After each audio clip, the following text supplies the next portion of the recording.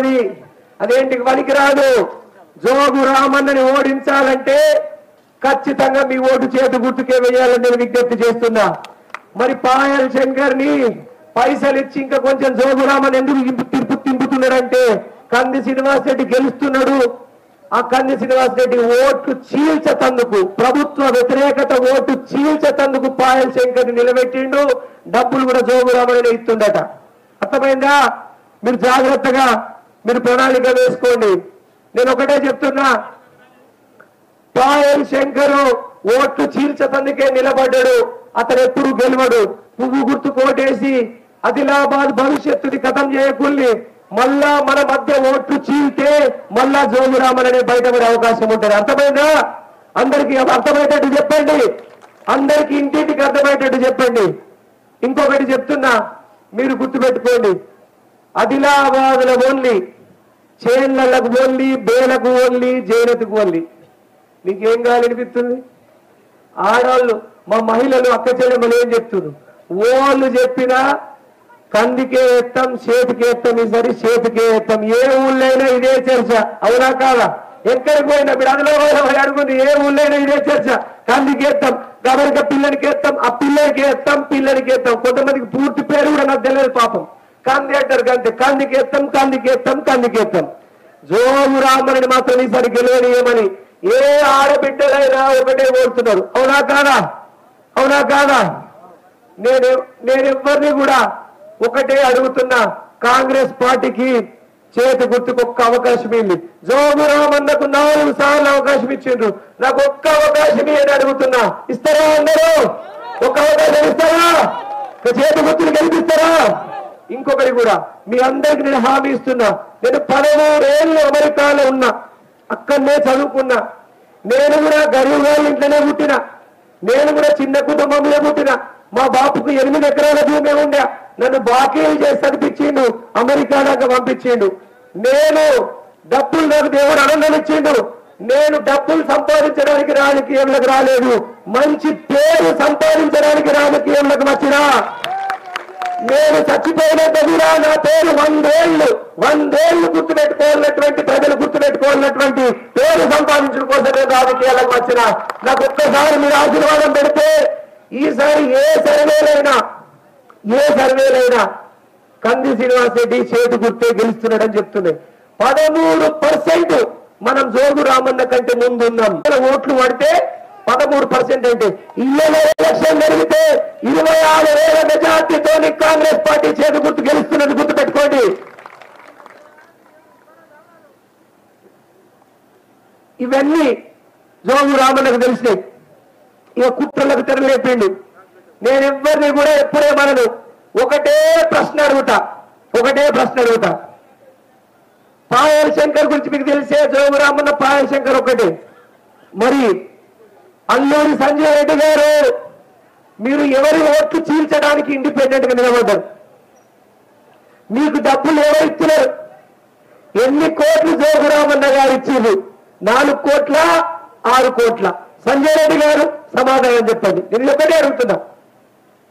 CRR గారికి చిలుకూరి రామచంద్రరెడ్డి గారు స్వచ్ఛ స్వర్గానే ఉన్నాడు. ఆయన అనుకుంటుడు కావచ్చు, అరే నా మేనల్లుడు గిట్లా నా పేరు ఖరాబ్ చేస్తాడు అనుకుంటే గనక నేను బతుకున్నప్పుడే 6 కోట్లు సంపాదించి ఇస్తుంటే కదరా, నా పరుగులు మొత్తం జోగు రామన్న బూట్ల దగ్గర పెట్టినవరా సంజయ్ రెడ్డి అని అనుకుంటున్నాడు. కాబట్టి చచ్చిపోయినటువంటి చిలుకూరు రామచంద్రరెడ్డి గారు.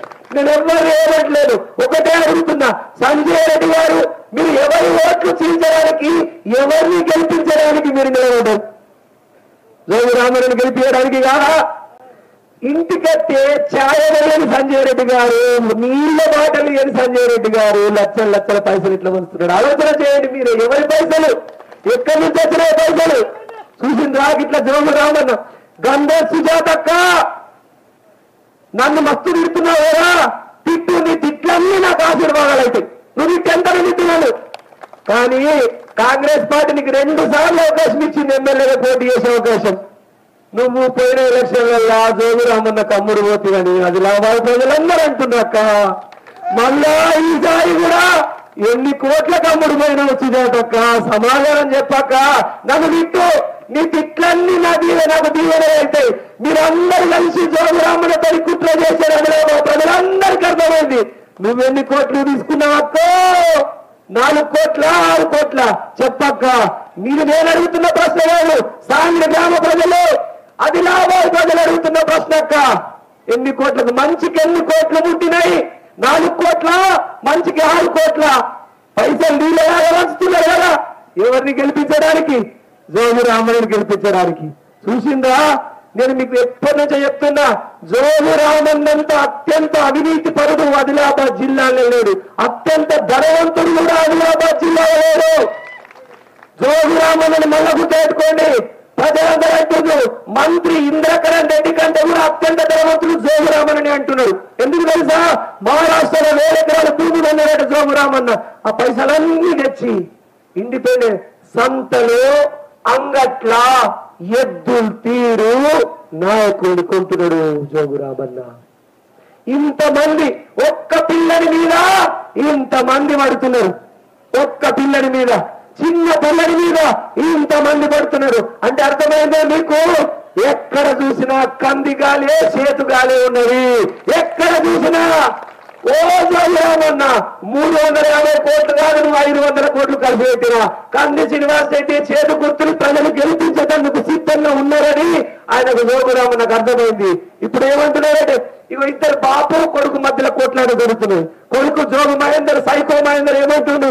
అరే బాపు మనం గెలుస్తలేం పెట్టకు నువ్వు అంటే, అరే నేను సంపాదించిన పైసలే, మన బాబు పనులుగా సంపాదించిన పైసలా, నేను అటవీ శాఖ మంత్రి ఉండడానికి దోషి పెట్టించిన పైసలే, పెట్టు ఖర్చు అంటే బాబు మనం గెలుస్తలేము వస్తారు కొడుకొస్తున్నాడు, తాను పెట్టమంటున్నాడు. ఒకటే గుర్తు పెట్టుకోండి, వీళ్ళందరూ కూడా నేను మీకు సమాధానం చెప్పడానికి మీరందరూ కూడా ప్రశ్న అడగండి.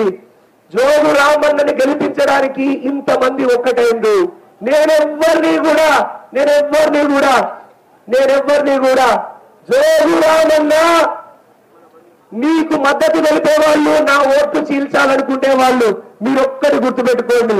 పొరపాటున పువ్వు గుర్తు కోటేస్తే మన ఓట్లు చీలిపోతాయి. పోటీ పూర్తిగా చేతు గుర్తుకు కారు గుర్తుకు మధ్యలోనే ఉన్నది. జోగు రామన్నని గెలిపించే కారు గుర్తుకేస్తే జోగు రామన్నని ఉరికిచ్చి ఓడించాలనుకునే ప్రతి ఒక్కరు కూడా చేతు గుర్తుకేయాలని మనం చేస్తున్నా. అంతే. మీరందరూ గుర్తు పెట్టుకోండి. మరి కాంగ్రెస్ పార్టీ గెలిస్తే ఏమిస్తుంది? ఇవన్నిటికంటే ముందు నేను మీ అందరికి హామీ ఇస్తున్నా. నేను 13 ఏళ్ళు అమెరికాలో ఉండొచ్చిన, కంపెనీలు ఎట్లా తీసుకురావాలో నాకు తెలుసు. ఆదిలాబాద్కి ఒక పెద్ద కంపెనీ, ఒక పెద్ద ఫ్యాక్టరీని ఆదిలాబాద్కు తీసుకొచ్చే బాధ్యత నాది. నేను తీసుకుంటా. 8,000 మందికి జీతాలు వస్తాయి. గిట్లాంటి వ్యాన్లు తయారు చేసే కంపెనీ, గిట్లాంటి కార్లు తయారు చేసే కంపెనీ, బైకులు బండ్లు తయారు చేసే కంపెనీ, ఫ్రిడ్జ్లు కూలర్లు టీవీలు తయారు చేసే ఏదో ఒక పెద్ద కంపెనీని ఆదిలాబాద్కు తీసుకొస్తా. నేను 8,000 మందికి ఉద్యోగాలు ఇప్పించే బాధ్యత నేను తీసుకుంటా. చదువుకున్న పిల్లగాళ్ళ బాధ నాకు తెలుసు. నేను కూడా చదువుకొని వచ్చిన. 10వ తరగతి ఫెయిల్ అయిన జోగు రామన్నకు అవకాశం ఇస్తే ఆయన వృధా చేసుకున్నాడు. మీరు ఒక్కసారి ఆలోచన చేయండి. పాయల్ శంకర్ అనే వ్యక్తి పైసలు తీసుకుని ఓడిపోతాడని మీ అందరికీ గుర్తే. అటువంటి వ్యక్తికి ఈ ఊర్లో ఒక్క ఓటు కూడా పడద్దని విజ్ఞప్తి చేస్తున్నాం. మరి కాంగ్రెస్ గెలిస్తే ఏమొస్తాయి?